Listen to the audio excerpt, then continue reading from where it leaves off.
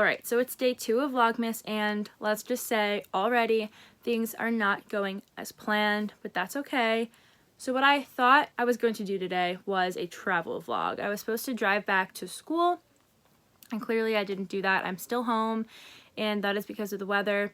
It snowed for a little bit, and then it turned into sleet, so I just thought, and my family thought too, play it safe, leave in the morning. If it's dark and there's black ice, I don't want to get into an accident, so I'm still home, and I struggled all day to think of something to do because I just sat at home all day, and I filmed a few clips, but essentially I just talked about how I didn't know if I was going home today or not, and it really stressed me out. I had a little bit of a breakdown. I cried a little bit, I'm not gonna lie, because I'm just nervous that if I leave in the morning, I'm going to miss my class. It's an afternoon class, so I really should be fine. But the thought of missing class just stresses me out so much to the point where I cry because I just care a lot about my grades, and that's where I kind of left off with filming. I thought, why not do a little story time? What I'm going to talk about today is something that I've actually wanted to film and share for quite a long time now, and I guess I'll just hop right into it because I don't really know how to start. My whole entire life, I was an athlete. I played softball. I was supposed to go to college for softball. Not for softball, but I was supposed to play softball in college, and that didn't happen. I'm gonna hop back to sophomore year of high school. Right now, I'm a senior in college. I was playing volleyball. It was my first time playing volleyball. I really loved it. I learned it really fast. One day we had practice, and we got in a little bit of trouble. We had our phones out when they're supposed to be in the locker room, and our coach had us run, which is totally normal in a sport. It just didn't feel the same. I was never a runner, but this just felt different. I started hyperventilating a little bit. I was having trouble breathing. My coach obviously told me to stop because my health is what's most important. And I calmed down my breathing, and that was that. We told my parents, and I thought, okay, I'll just go to the doctor or something. Over the course of a few months, I realized that breathing was hard for me, particularly during sports. Sometimes when I'd be sitting down, it would happen too, where I get like a sharp pain in my chest right here, and I would have trouble breathing.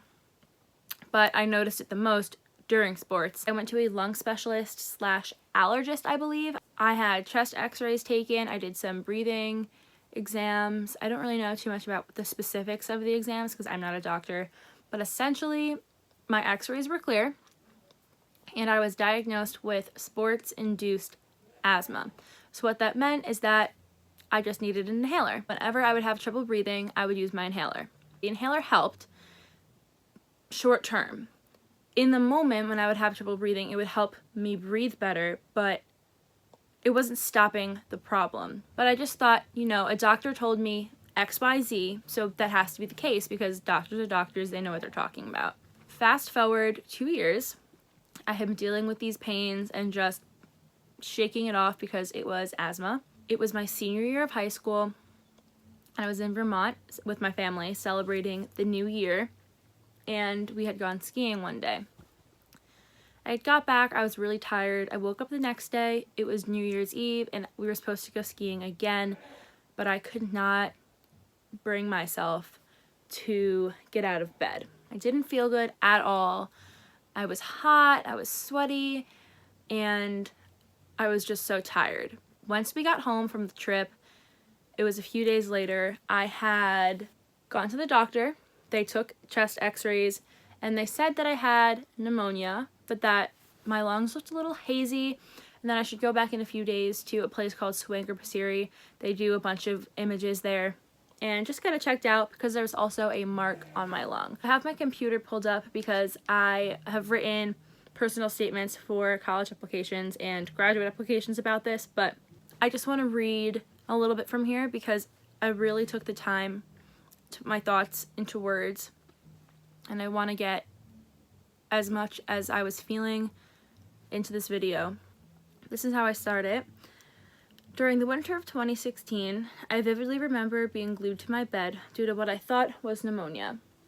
After one x-ray, and that was the one I took when I was told I had pneumonia, I was told I needed more testing.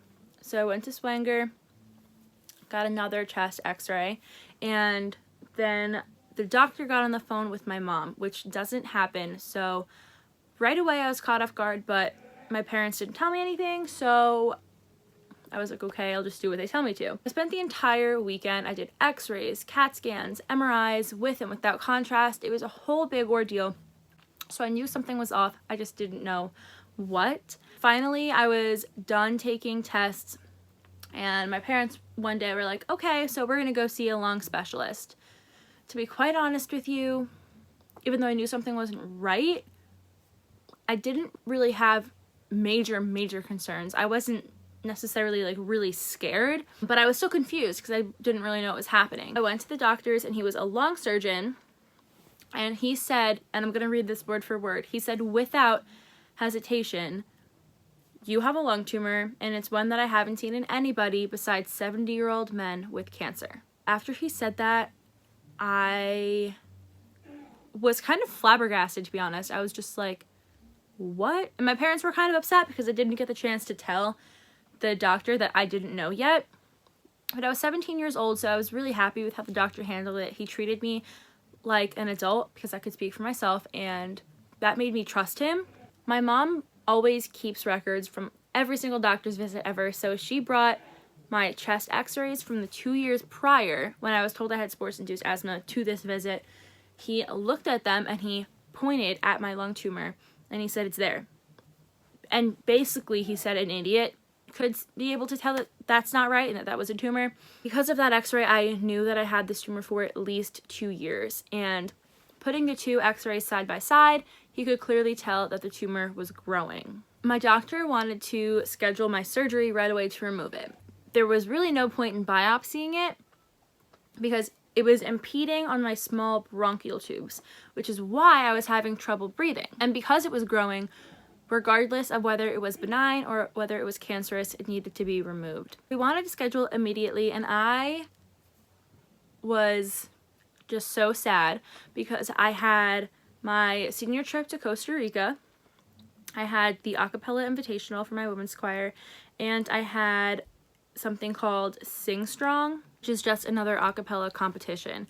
And because it was my senior year, these were my lasts for all of these things, and it made me really sad. I did not want to miss them, and I told the doctor that. I think my mindset was, if this is cancer and I could possibly die, like, I want to do what I want to do, and that's kind of it. I wasn't really thinking about my health, which is silly on my part, but that's just how my mind was working. He actually let me postpone the surgery until March 7th. I believe that was the day of my surgery.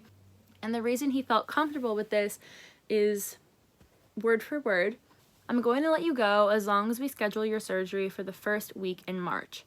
I'm pretty certain that if this were cancerous, you would either be dead or horribly ill by now. This sentence, and hearing him say this, felt good, but it was also really scary. I went to Costa Rica, I competed in the invitationals, and then I had my surgery. I am someone who is used to being in control.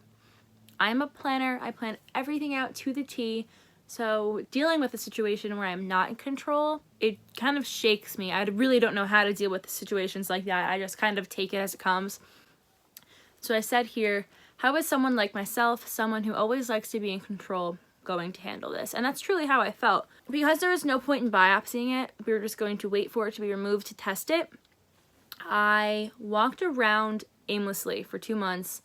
I felt like a ghost in my own body, and it was scary. I didn't know if I had cancer or not for 2 months, and I started to ruin my life, really. I sat in my bed on my laptop researching what could be wrong with me instead of doing homework. I started failing my classes, and it got so bad that I almost didn't get to graduate high school. And as scary as doing all of this research was, because Google is never your best friend when you're sick, it helped me cope a bit. But unfortunately, coping doesn't necessarily mean anything if you're risking your high school graduation and your future, because these things were really important to me.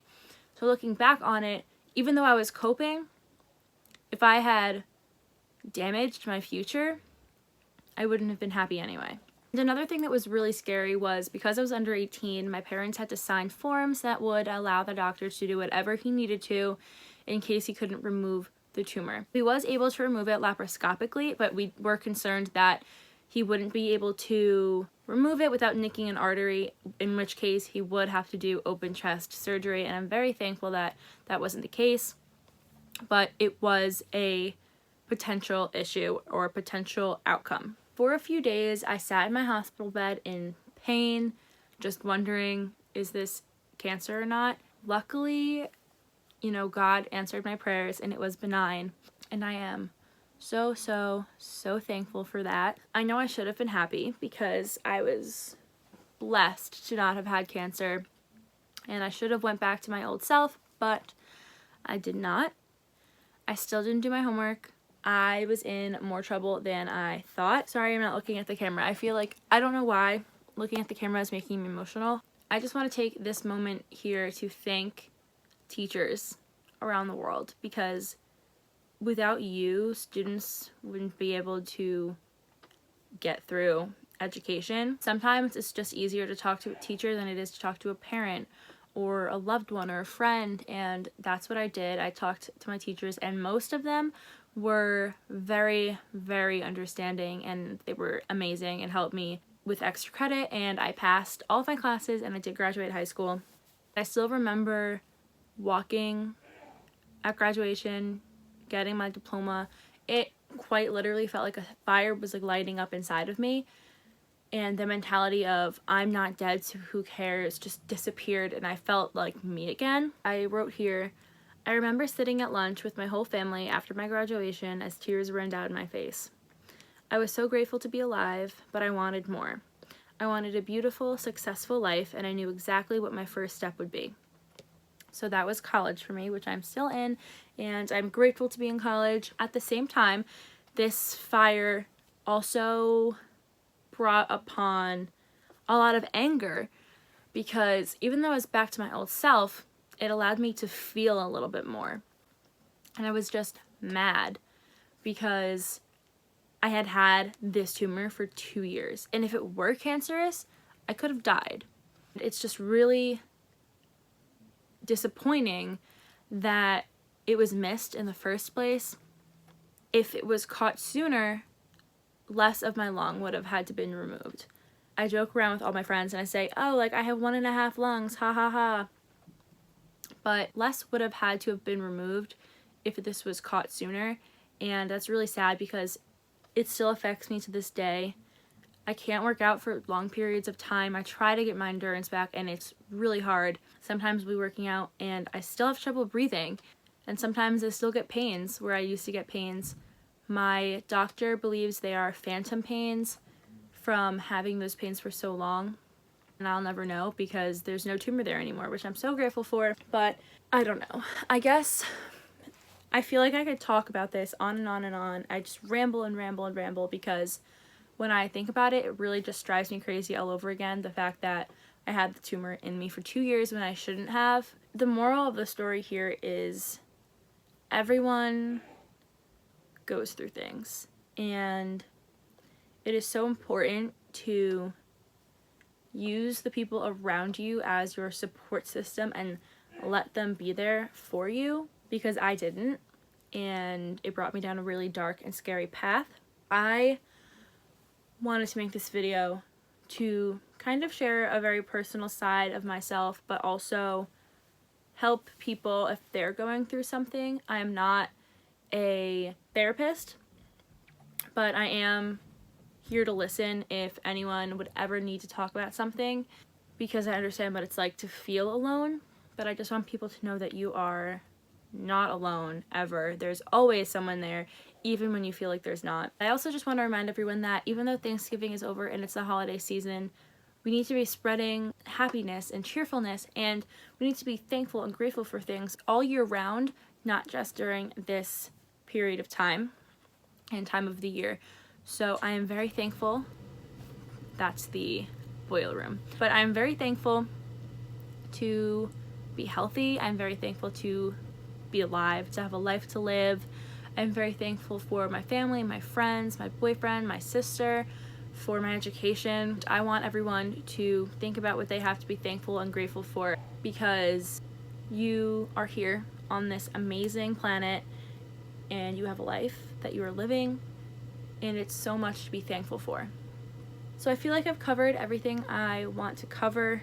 I just don't want anyone to ever feel alone. If you need someone to just vent to because you're having a crappy day or because you're going through something really hard, I just want the world to know that there's someone here who would listen to you. I'm going to wrap this up here. Thank you for watching. Don't forget to subscribe if you want to see more videos. I feel like my mind is just blanking. Comment down below if you want to see specific videos or if you want to talk about anything going on in your life. You can follow me on Instagram and DM me there. I will definitely answer. Give this video a thumbs up if you liked it. If you like storytime videos, I will definitely do more. And yeah, I will see whoever is watching this, if anyone is watching, tomorrow for day 3 of Vlogmas. Bye.